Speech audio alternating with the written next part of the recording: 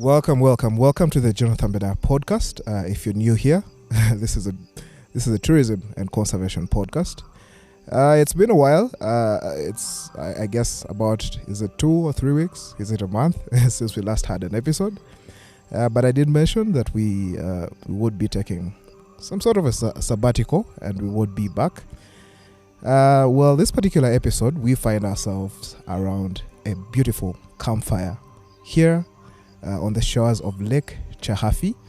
We're spending the night at the stunning Lake Chahafi Resort. And just this afternoon, we returned from an exciting gorilla trek in Mgahinga Gorilla National Park, where we spent some really quality time with the Nyakagezi mountain gorilla family of Mgahinga Gorilla National Park. Yeah, so well, thanks a lot for tuning in. If you're new here, yes, as I did mention, this is a tourism and conservation podcast. I will run the trailer in a bit, just so you get a bit more detail about what the podcast is all about. But on today's discussion, we'll be talking about stories for conservation. I'm joined by some familiar voices, some who have been on the show before, and we also have a guest who's joining us for the very first time. Yeah, so thank you all for tuning in. We will have this and more after the short break.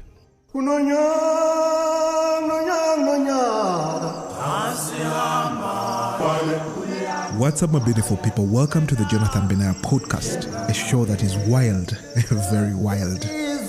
We are proudly Uganda's #1 conservation and tourism show, but we also benefit from a listenership from all across the African continent and the world at large. We try to put out a new episode every Sunday with discussions ranging around how to make the natural world a better place, creating awesome images, telling stories with words, wildlife films and photography, with occasional musings on sound and tech. If these topics fascinate you as much as they interest me, I promise you this podcast will have you in a spin. I do share a lot of my personal experiences, and from time to time, I'll have 1 or 2 guests on the podcast to have some very insightful discussions. So thank you so much for tuning in, and enjoy your time here. Alright guys, welcome back to the Jonathan Beda podcast, where we do talk about earth, we do talk about words, wildlife films and photography, tourism and travel, and occasionally we do slide in segments on, we'll call it tech, and sometimes music as well. I'd like to thank you all for just holding it for the moments that we didn't have episodes running. But as I did mention, we did take a sabbatical and the episodes will resume again. But without any further ado, as I did mention, we are discussing this topic of stories for conservation, and we are seated here around a campfire, sipping on some dawa tea and just trying to warm up. It's quite cold down here. I'm not sure what the temperature is, but I'll just quickly introduce our guests, and maybe just start with people who've been on the show in the past. So starting with, we have Brian or Jonathan, who I think was on the episode when we talked about wildlife filmmaking and photography. Was that right? Yes. Welcome to the podcast, Jonathan. Thanks for having me here. It's a pleasure. Definitely. And then we also have another usual suspect. We have Brian Ahereza, who's also been on the podcast. I think around the time when we discussed the key stories of 2022. Welcome to the podcast, Brian. Thank you very much, Jonathan, for having me. Perfect. And then our very, call it the guest who is joining the podcast for the very first time. We do have Evelyn, a travel expert, I guess. Welcome to the podcast, Evelyn. Happy to be here. Thank you for the invite. Fantastic. Now, as you did hear, we are recording at the beautiful Lake Chahafi Resort, which is just a few minutes out of Kisoro town, and just a few kilometers from the tracking, where the tracking begins for visitors that are coming to Mgahinga Gorilla National Park.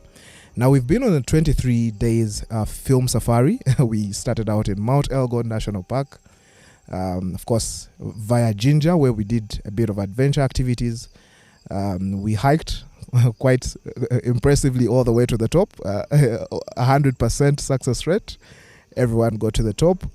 Then from Elgon, we headed to Pian Upe Wildlife Reserve, where we spent a couple of nights. Then we reunited with a good friend of ours in the Moroto area. That's Theo of the Karatunga Arts and Tours, who did offer us an incredible culture experience. And hopefully in the coming days, you guys will be able to see some of that content. Then we did spend some really, really lovely nights at one of Africa's finest properties. That's Apoka Safari Lodge, one of the properties under the Wild Places Africa brand. And from Wild Places, well, that's in Kidepo Valley National Park, we headed, call it northwest, towards Maction Falls National Park, where we spent some beautiful nights at one of my other favorite lodge properties. That's Pakuba Safari Lodge, right in the heart, or call it the center of the action, where game drives start right at the lodge, where animals, actually when we were there, we had a pride of lions that did come to the camp while we were having dinner, and it caused a bit of if I could call it a Nat Geo scene. And then from Pakuba we went south to Samliki. We did visit both the national park and the wildlife reserve side, and in Samliki we spent 2 quality nights at Samliki Safari Lodge, which is another really stunning lodge property, luxury lodge property. And then from Samliki we drove to Queen Elizabeth, where we spent a beautiful night at the Chikorongo Safari Lodge, and from Chikorongo we find ourselves here in the Mugahinga Gorilla National Park. Now, with that summary of, and call it an itinerary that we've been on, I'd like to ask the 3 guests joining me today, how's the trip been, and do you guys have some highlights that you want to share with the listeners? I don't know who should we start with. Who wants to take it first? I see if he's pointing to. With all due respect, I think he's pointing to the usual suspects. Let's put respect to the fact that you still respect the ladies. As we say, ladies and gentlemen. Exactly. So, okay. Let's Evelyn take it on. I won't fight that one, but anyway. Thank you guys. Happy to be here. Benaya said I know the degrees, but it's about 17 degrees right now. Oh. Yeah, it's about 17, so it's not as cold. But yeah, happy to be here. The highlights are quite many. First of all, it's a first for me being here, or rather being on a trip that long, close to a month. Yeah. So that in itself is an experience to me. I'm a first-time hiker, hiked 2 mountains, if I may say. Very proud of myself. Congratulations. Yeah. A collector of certificates right now. Oh, but yes. yeah, so being on the road itself, having an experience with gorillas, chimpanzees. Yeah, I mentioned hiking and trekking, these things. Meeting different cultures, the local cultures. Yeah. That's really humbled me, and really having having an experience with them firsthand in their place, in their community, in their habitat, both the animals and the local people. So for me, I can't point out one thing really, and also most importantly, being with the best team really. Yeah. As in, what more can I ask for? I hope you're not just being nice because we're here. I'm not being nice. It's the truth, though. Okay. Yeah, well, thank you. It was really a pleasure to have you on the trip, and I'm glad to hear that you had a great time. Let's go to the usual suspects. I know for you, this talk is usually hard to choose what a highlight is, because you've been to almost all these destinations, and many a time the experiences for you. When you asked about highlights, usually your experience is pretty much the same because you've been to all these places. But let's hear from you. What have been, I guess, key takeaway points from the trip? Maybe let's go to Brian or Jonathan. Yeah. Thanks once again for having me. Well, this trip, it's been epic. You know, it's different when you have a contractual safari. Yeah. Then there's having a trip with friends, like-minded friends, where you get to share a lot together. And this trip has been a roller coaster for me, trust me. Roller coaster indeed, yeah. We've had ups and downs, and I can say the ups and downs all came in the mountain. Yeah. Everybody, at least at one point, reached their breaking point, and that was a highlight for me. I'm not more of a hiker. I'm sure many know that. I guess most of us are not. Yeah. Because it's quite hard to get me actually in the western side of Uganda. It's very rare. But it's trips like this that get me to come this side. More of a savannah person, more of the northeastern corridor person, more of culture, wildlife. But I think my highlight would be Pianupe. Nice. That place just blew my mind. I remember our first trip there. When was that? That was 2017? 2018, I believe. 18, eh? Yeah. And right now you can see a very big, drastic change. And I can't wait to see where the direction it takes from here. Yeah. Absolutely.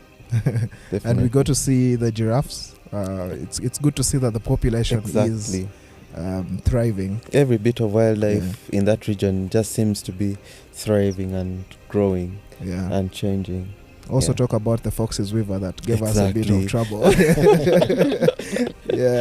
Took us laps around, and it was actually a great experience. Yeah, fantastic. If you're listening in, I did talk about the Fox's River. You might be wondering what it is. It's a bird that was feared to be extinct a couple of years back, but it's now being seen in the Pianupe area and the surrounding area. So it's one of the birds, or call it one of the key species that are on our checklist as we visited the reserve. So indeed, Pianupe is a beautiful place, and as Brian did mention, I also look forward to seeing what prospects are coming in the future. Let's also hear from Brian Hereza. What are your highlights of the trip? Well, thank you, Jonathan. I must say 23 days on the road, in the mountains, in the savannah. It's quite a journey. Yeah. But I mean, I will brag about it. Yes, I've been to every place around Uganda. I should brag about it, and I'm really happy whenever I say that I'm gonna brag about it, because if I look back at the goals I had back then, and I have actually achieved that. Yeah. So, taking back to our 23 days, and I look at how we all actually hiked to the top of Mount Elgon.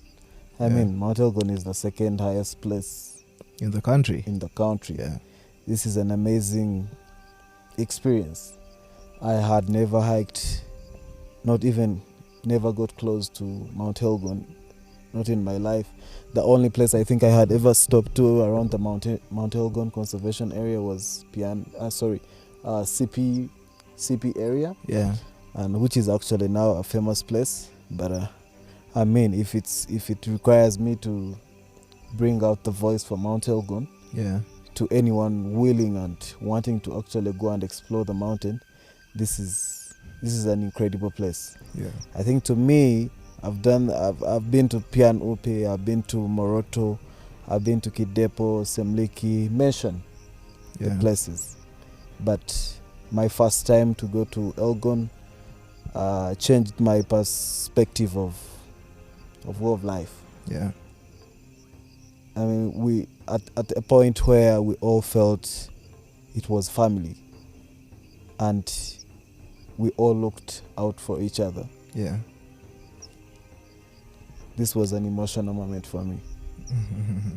I must say. Very nice. And I think for me as well, I have so many highlights, but Elgon does stand out as well for me, because it was, first time.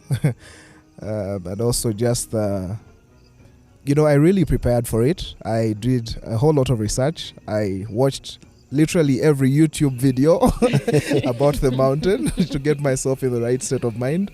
I don't know the number of times I called Juma to ask, have I forgotten something? Just the experience of going through that pain, all that cold, that limited oxygen as you head towards the top, and then reaching the top well, it's a Incredible. story that is to be told.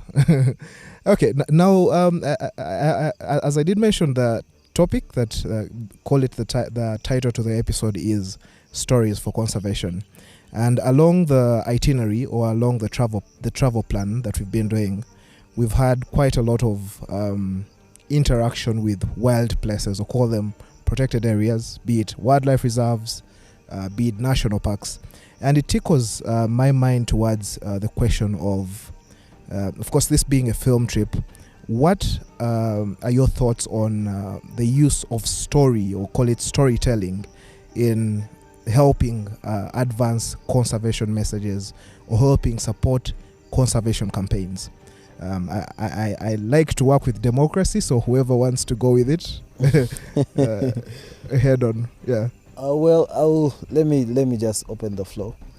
I remember in our previous in the previous podcast where I featured, we quite extensively focused on our mind on conservation, and I always repeat this to everyone listening in, because conservation doesn't actually rotate on just a few things. I always consider conservation to be rotating on the 3 pillars. Yeah.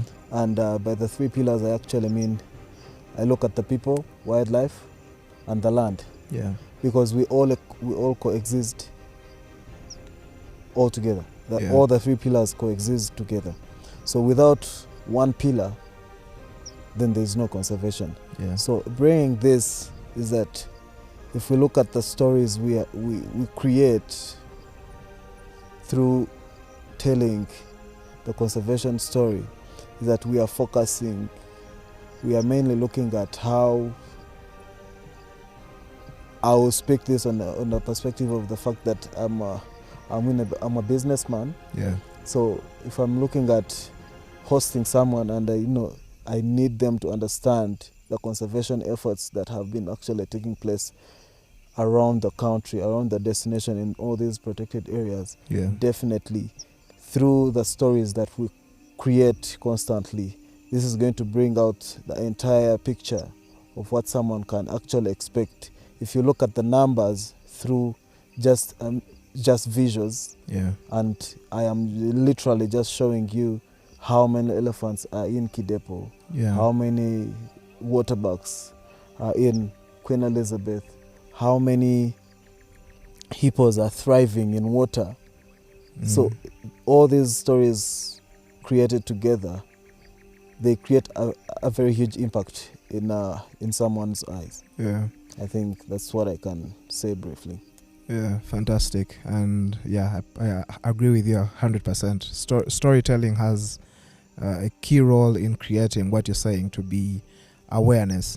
And I also like the point you had about, is it people? People, wildlife, and the land. Yes. I remember I had, was it Hanji Bashil, who is a communications manager at the Uganda Wildlife Authority, on the podcast a couple of months back.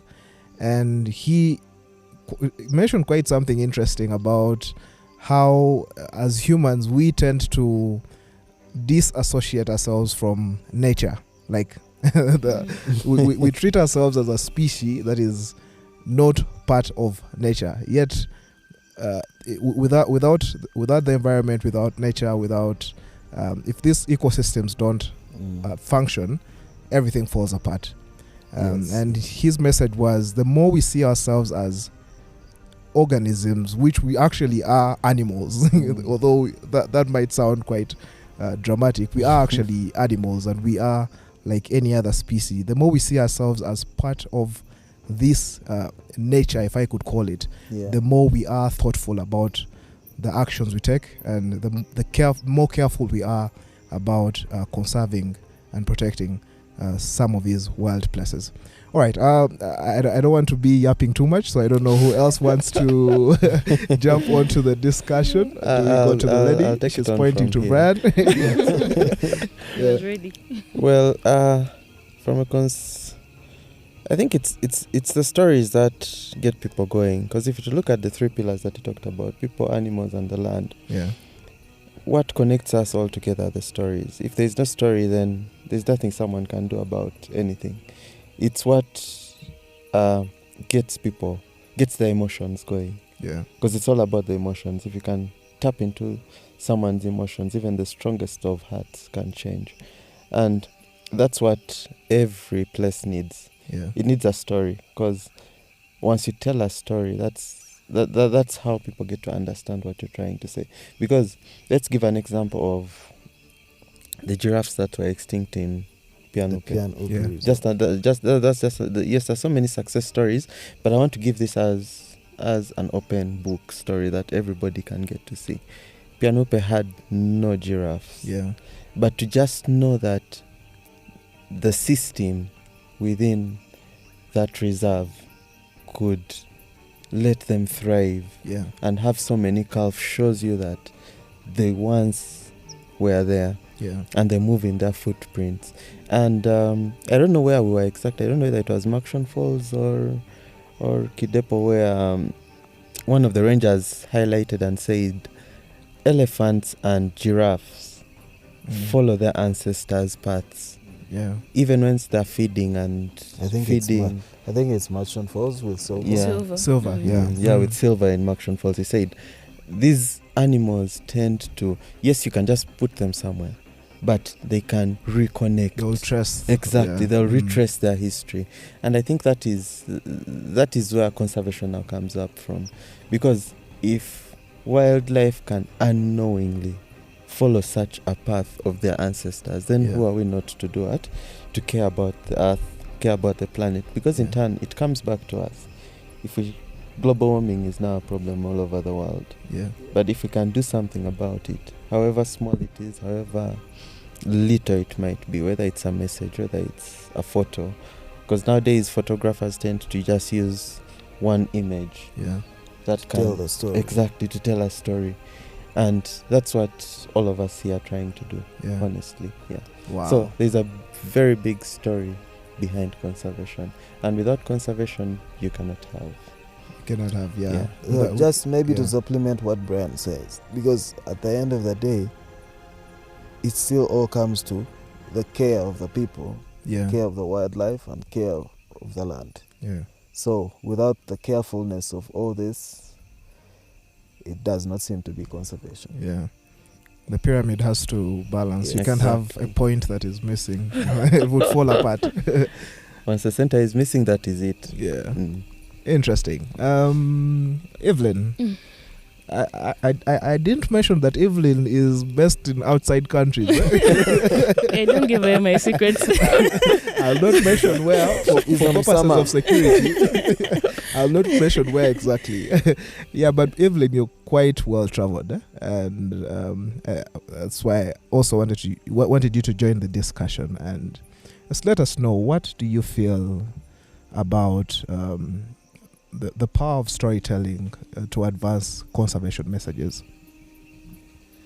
Let's start with the fact that I'm not well traveled. I'm yet to be well traveled. Okay.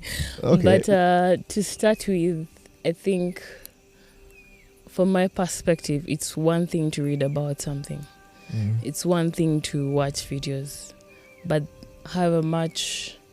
you can't downplay the power the videos also. Yeah. What it shows really, like what exactly we have been doing on this trip. But being on ground, I think, plays a big part in someone appreciating wildlife, people, the land, like Aheriza mentioned, like the whole pyramid and everything. Yeah, so from my perspective, I think you really have to go to these places to appreciate. You get I can Google these things and see and read. Yeah. But being a few meters away from a lion, being a few meters away from an elephant or the gorillas. It's I don't even have the words for it. You're lost for words. English fails me at this point. But so for me, the conservation stories, first of all, I have to also mention that the awareness that the people have about the importance of these animals. Yeah. I'm thinking about Pianope, like Brian Jonathan mentioned. Yeah. You get like giraffes have just gone there, but people to know that these are not just a mere, a new animal, but how to actually ensure that the space, the habitat is actually ideal for them, that we can all coexist in the place. Yeah, so the stories as you keep going along are quite humbling for me. It hits home because, like I mentioned earlier, it's my first time to do this. First time in all these places, to be honest. First time in all these places. I feel like I wasn't even sunk in to be like as actually that up close with these animals. Just a few people. minutes away with the gorillas, right? The antelopes and running around. Oh, and most of all, the sesaflies. Oh, nice. I had to run with those ones, but to actually me basically appreciate these things. Living together in one space and appreciating that these things are not just here to harm us, but how can we coexist? How can we coexist? How can we let the locals appreciate why these animals are there and not, hunt them down and kill them and all the poaching and everything, but just appreciate why they're there, and also how they can also gain from their existence in the area, because I'm sure most of them have gotten jobs. Absolutely. Most of them have gotten more aware about these animals. The trickle-down effect. Yes, the trickle-down effect. So, basically that's it. Wow, that's interesting, and it's good that it comes from you, as of course someone who has not really interacted with these destinations as much as the three of us have. You do point out a very pertinent point around the need for people to actually come and physically experience and see conservation at work. But I also feel like before that happens, there is need for, if I could call it, as Brian was talking about, that awareness. Of course, these animals do not. Okay, they do have voices. They have beautiful sounds. If you listen, when we were down at the Delta in Makshon, I was talking to Brian about the bass line of the hippo. When you hear the bass line of the hippo, you're like, whoa. So what I was trying to say is that these animals do make beautiful sounds, but the messages that they have, or rather what they would have wanted to say in request for us to protect them, in request for us to not kill them, I feel like those messages can be amplified through several versions of storytelling. But also your point of let it not stop at storytelling. Let's get these people to also come and visit these destinations, experience conservation at work, and also pay and leave some money in these destinations to support conservation, because conservation is not cheap. It's an expensive, it's an ongoing activity that will never end. All right, let me just put a pause on that discussion, and I'd like to ask the two gentlemen, are there any specific storytelling or maybe examples of where storytelling around the continent has, if I could say, piqued your eye? Are there examples that you've seen around the continent of maybe a Singita of sort, or maybe a wilderness safaris that you've watched and you feel you'd want to see more of, especially in this part of Africa, in the East African region? Are there things that we can copy or borrow ideas from around the continent? Well, that's actually a very broad thing, but I think even anyone trying to develop, there must be a leaf where you can pick a leaf somewhere. At a level where East Africa is, I think if you compare destinations like Uganda and Kenya, and then Tanzania as well, you look at the development in terms of conservation, Yeah. there's quite much that we are actually, as Uganda as a destination, is doing as well to be in the limelight for the top safari destinations. Yeah. Because a prime destination like Uganda's tourism is based on wildlife. Yeah. That is obvious. We will That's the not truth. change that. And because we brag about the fact that we are the best primate destination in the whole world, which I believe statistically has proved that. Yeah. So there are quite many things that I think we can learn from our neighboring countries and neighboring regions, that even if we did copy something and brought it back home, Yeah. it would be a game changer. Okay. Yeah. Okay. Then, Brian, Jonathan, are there any examples of storytelling for conservation that you think are worth noting? And maybe as you think about that, listeners, if you had Brian Ahereza's voice change a bit, it's because We are next to the Smoke smoke. is having the best. we are at the campfire and the smoke is taking chances. It's speaking out. It's I extinguishing had one my by share at one. the beginning, so the smoke is taking a journey around the circle. Yeah, but Brian, you can come in. Well, I think it's from the point of lodging for me. Yeah. That gets my mind going, because if you're to look at lodging in countries like Kenya, Tanzania, these guys are picked on eco lodging. Yeah. Yes, have your best camp, but live the way it is. Yeah. And I think we as Ugandans should pick a leaf from that, because if you look at some of these eco lodges, they stand by their word. Yeah.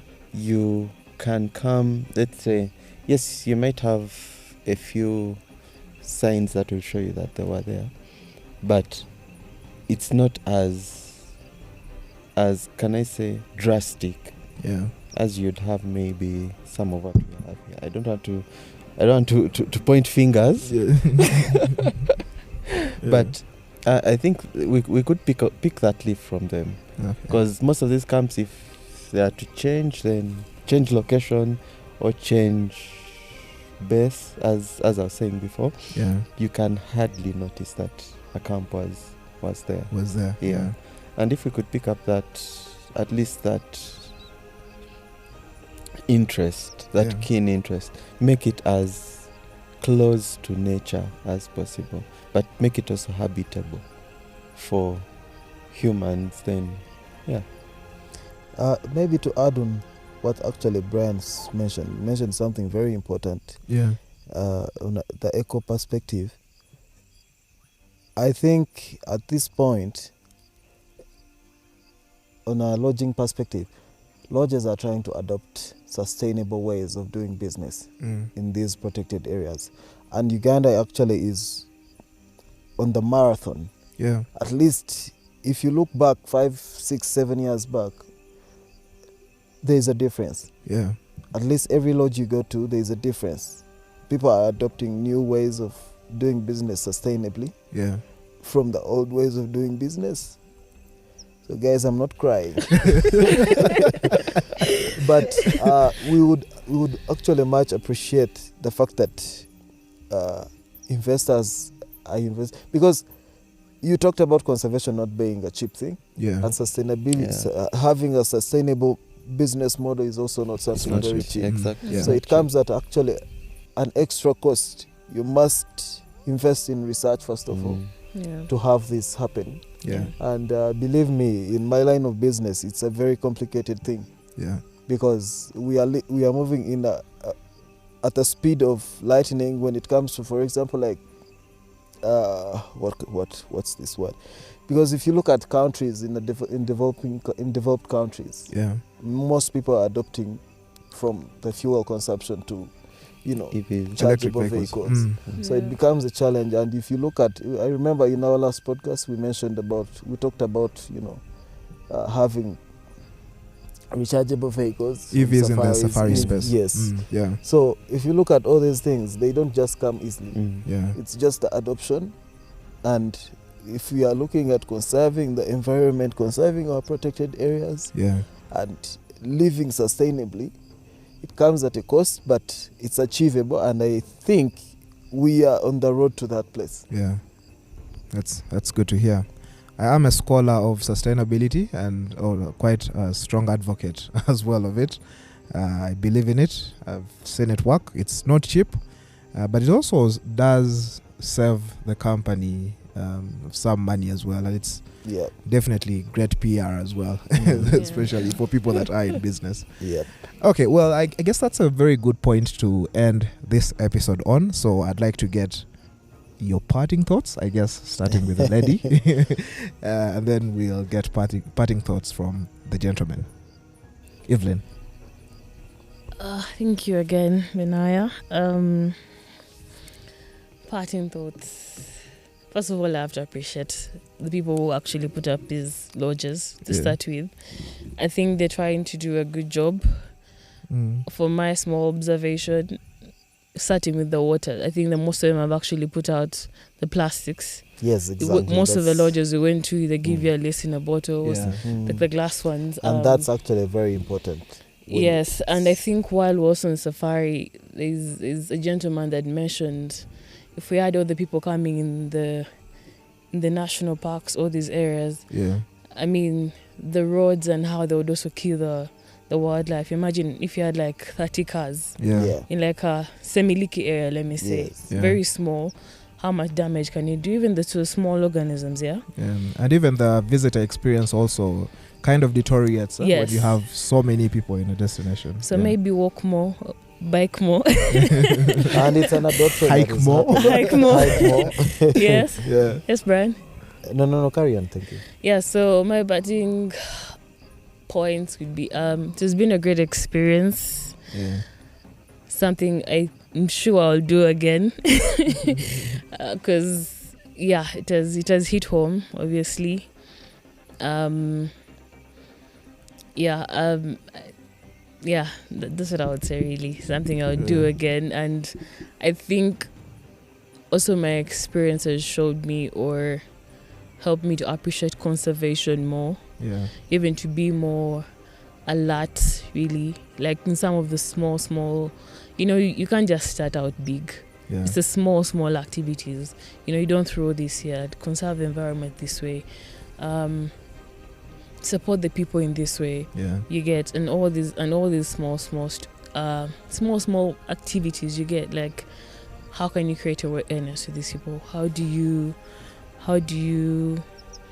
live together with these animals in the best way while keeping the same. I think while we're in safari, I also mentioned there's certain places that really, if you went the lodges, if you went in, you can't even know you're actually in the lodge. Like you literally blend in with the environment around you. So yes, it has been really exciting, really been exhausting too. I can't ignore that. It's been exhausting, been challenging, a lot to learn and appreciate, a lot to learn and appreciate, especially even how the animals live, how they relate. It's personally, I've read chimps and gorillas, I will say that. But to watch them a few meters away and actually witness the literature come to life. Yes, and see how they relate to their young ones. You get to see the big cats and how they, they say a predator will take its time because it knows, So you literally see the predator taking its time, but when it gets the prey, even the prey is looking around like for the antelopes, all that. So for me, it was all around going up 14,000 feet above sea level. It's a whole other experience. So thank you guys. It's been amazing. It's been amazing. And when you said do it again, I hope Elgon is also part of that. Of course. Okay, let's get parting thoughts from the gentleman. Someone is here nodding at me silently. We are not on visual, so. Well, I think I'll just go back to the stories. If each one of us would pick a story, there's so many stories that have been told. let me now put this in the perspective of travel, wildlife, the mountain activities, primates, the culture, the people, the landscapes. If each person would just pick one story and try to relive that story or retell that story. It's like the explorers back then. Those guys, they didn't, I can say yes, there were explorations, they wanted to see more, but the origin of all those expeditions, all those great expeditions, all originated from a story that was told. Let's say Jonathan comes and tells me, wow, there's River Nile in Uganda. That flows right from Uganda to Egypt. That would spark curiosity. Exactly, my curiosity. I would want to know, how did it start? Where does it start from? Where does it pass through? And where does it go? Exactly. So if each one of us would pick just one story out of that booklet, it wouldn't just quench their curiosity, but it would help conserve some of these places, because you're visiting them not just to see what is there, but you're indirectly making a contribution. That in turn will both affect the animals, the people that are staying there, and the general wildlife that is there, plus the land. So if each person would just pick up a story and be like, okay, next year maybe, and I'm curious about doing, we've been all talking about Elgon here, that was that was epic. Someone else might listen to us talk about it, make jokes about it, laugh about it, cry about some some aspects, and they would be like, but is it really true? Is it really? They'll just say, small hiking, small mode camp. Everybody will say, just hiking and camping. That is not what, but trust me, it's way beyond that. It's way beyond the camping, it's way beyond the hiking, it's way beyond the altitude. It's a whole different experience. Actually, as Jonathan said before, he did a lot of research. He asked so many questions that got answered, but trust me, it got him off guard. Still not ready. Can never be ready. He literally wasn't ready for the experience that he got. So let's keep these stories going. Let's keep the word out there, and let's keep pushing. I believe we shall make it. Wow. We want it's as they say, it's stone by stone. And that's how mountains were made. Exactly. You sound like a philosopher, Right? Vasco da Gama. So that's my parting word to everybody listening in. Pick a story, adventure. Conservation will come along the way. That's true. Fantastic. And then finally, let's go to the fixer of the trip. The man who's been well, to me, I will still brag. Yes. Yes, I think every day you wake up, get in your safari jeep, it's a different experience. I'll still not believe the fact that I went to the Murchison Falls National Park, and I swear to God that I saw approximately over 30 lions in just 3 days. That's crazy. That was crazy. crazy. Don't believe that. That was crazy. It is true. If I can put a whole big screen to show you everything that I saw on those 3 days, I think I can. To the point that when we were filming giraffes that evening, and you panned, I just panned and tilted my camera, and by mistake I saw more lions. Another pride. A different to me, that was unique. And the emotional part of it is that it shows that conservation works. So I will give a big thumbs up to Uganda Wildlife Authority for such incredible work they actually put in to manage all these wild animals. in all these protected areas. Yeah. Honestly, it's not an easy job, but it's a big thing. Yeah. And I'll still go back to Mount Elgon. It was just a day like this where we planned, me and Benaya, and invited everyone who has been with us on that journey. Yeah. But it's something that I actually Jonathan did research and everything, but the fact that I've hiked some mountains around East Africa, I know what exactly to expect, regardless of the height and the challenging bit of it. But Mount Elgon is something that has not been explored quite often. Yeah. And I had promised myself that at least this year I would hike the mountain. And thank God it has happened, but my story is an emotional story. Because I'm not talking about it in the fact that it was a challenging mountain for me. Yeah. I shared the little sugar I had with my porter. Wow. That is the only thing that will ever remind me about Mount Elgon. Because we were both in a state where we all needed each other at that moment. Yeah.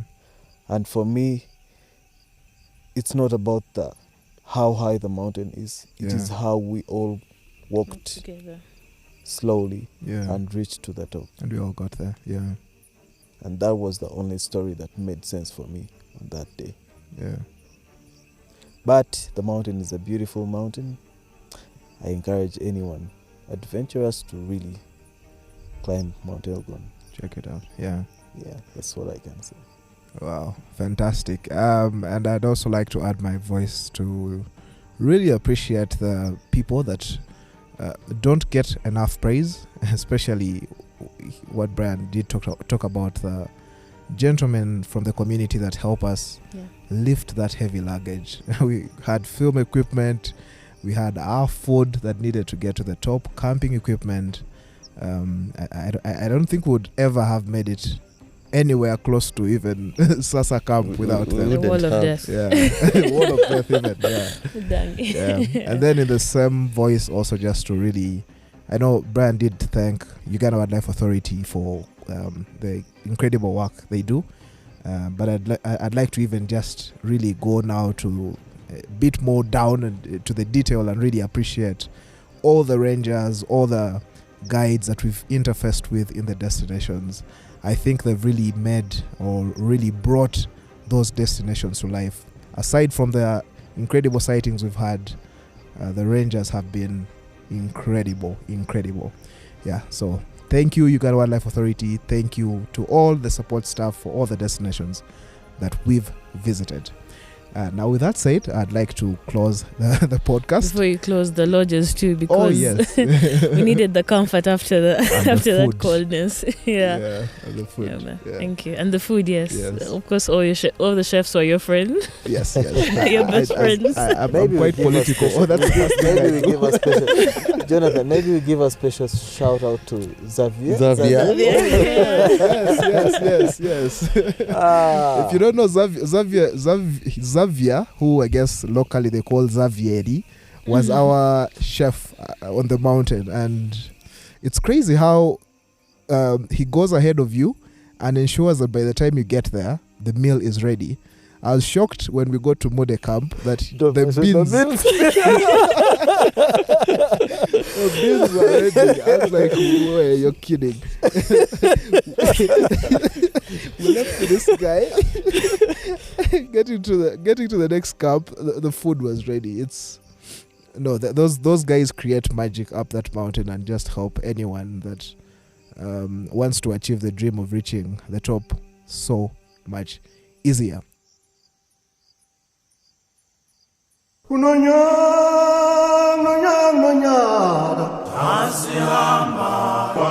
So yes guys, that's going to be it for today. I hope you enjoyed this fantastic episode as much as I did. If you did, go ahead and hit the like button, share the link in your circles, and let's get this conversation beyond this platform. For those that just can't have enough and would like more of such conversations, be sure to subscribe to the podcast. Those on Apple Podcasts might actually be able to leave a star rating and a comment on the podcast as well. The podcast is now available on all major streaming platforms, including Amazon Music, Apple Podcasts, Google Podcasts, Spotify, iHeartRadio for those tuning in the US, and we're also available on TuneIn, Pandora, Castbox, Deezer, and several other platforms. As always, if you would like to make a contribution to the conversation or even send in a question, you can email me directly at contact@jonathanbenaya.com or ahabenathan@pm.me. Both emails will be linked in the podcast notes below. I also would like to once again say a very big thanks to our Patreons.